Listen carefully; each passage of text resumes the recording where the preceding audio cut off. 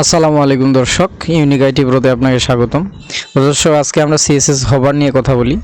দেখেন, CSS hover ইফেক্টটা অনেক গুরুত্বপূর্ণ একটা বিষয়।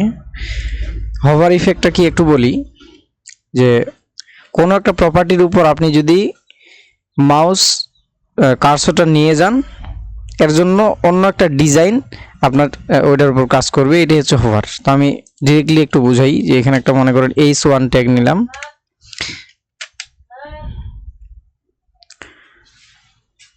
তো এখানে লিখলাম যে হ্যালো।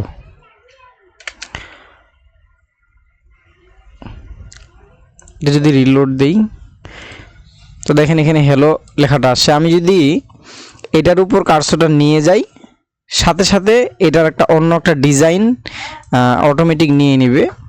তো এই বিষয়টাই হচ্ছে হভার। তো হভারের মাধ্যমে আমরা এটা কিন্তু দিতে পারি, সিএসএস এর হভার।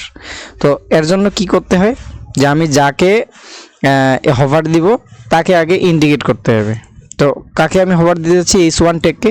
তাহলে এখানে প্রথমে সিলেক্টর হিসেবে H1টা নিলাম, নিয়ে এখানে আপনাকে কলন দিয়ে এখানে লিখতে হবে হভার, HOVER হভার। এরপরে আপনি এখানে সেকেন্ড ব্র্যাকেটের ভিতরে আপনার প্রপার্টি ইউজ করবেন, যেই ডিজাইনটা দিতে চান, যেটা হভার করার পরে মাউস নিয়ে যাওয়ার পরে যেটা কাজ করবে। সাপোজ আমি কালার পরিবর্তন করব, ব্যাকগ্রাউন্ড পরিবর্তন করব। সাপোজ এখানে দিলাম যে ব্যাকগ্রাউন্ড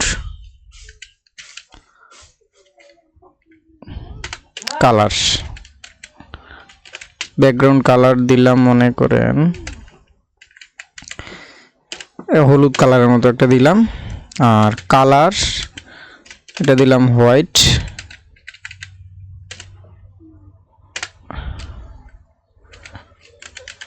বর্ডার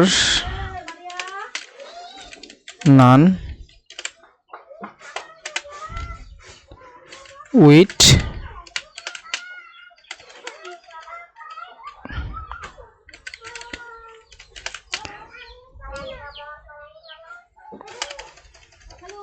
তো এতটুকু একটা ডিজাইন দিয়ে দিলাম মনে করেন। এখন যদি আমি রিলোড দেই, দেখেন এই রিলোড দেওয়ার সাথে সাথে এখন দেখেন আমি এই হভার করলেই কিন্তু সে কিন্তু একটা ডিজাইন পাচ্ছে, এই যে হভার করলেই। আচ্ছা, তো H1 এর একটা আগে আমরা ডিফল্ট হিসেবে একটা উইডথ দিয়ে দিই, এতটা আমি চাচ্ছি না। তো সাপোজ এটার উইডথ দিলাম 100 পিক্সেল। তো উইডথ একটা দিয়ে দিলাম, আর কালারটা এখানে দিয়ে দিই ব্ল্যাক। তো দেখেন এখন যদি রিলোড করি, এই যে দেখেন এটাতে হভার করলেই সে কিন্তু তার ব্যাকগ্রাউন্ড নিয়ে নিচ্ছে, এবং এই যে অর্থাৎ এই ডিজাইনটা কিন্তু নিয়ে নিচ্ছে। আমি আর একটু ডিজাইন দিই, যে সাপোজ আমি চাচ্ছি এটার মিডিলে একটু ডিজাইন লেখাটা দিই। তাহলে text line centre, text line centre দিই। আর এখানে চাচ্ছি যে তার একটা বর্ডারও যুক্ত হবে। বর্ডার তো এখানে দেওয়াই আছে। তো বর্ডার কি দিব? 1 পিক্সেল সলিড রেড দিই।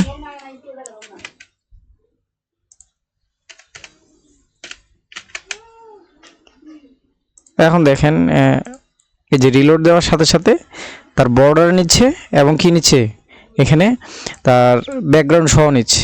এখন আরেকটা জিনিস পরিবর্তন করি, সাপোজ এখানে কার্সরটা নিয়ে যাওয়ার সাথে সাথে এখানে কার্সরটা পয়েন্টার হবে। এটা যদি চাই তাহলে এখানে ওইটাও করতে পারি, যে হভার করার পর কার্সর, যে কার্সর লিখে আপনি কার্সরটা কেমন যাচ্ছেন, সাপোজ পয়েন্টার।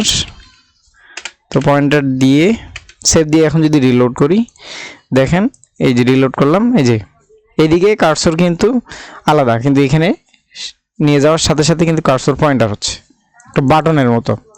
এই হভার ইফেক্টে হচ্ছে এটার কাজ।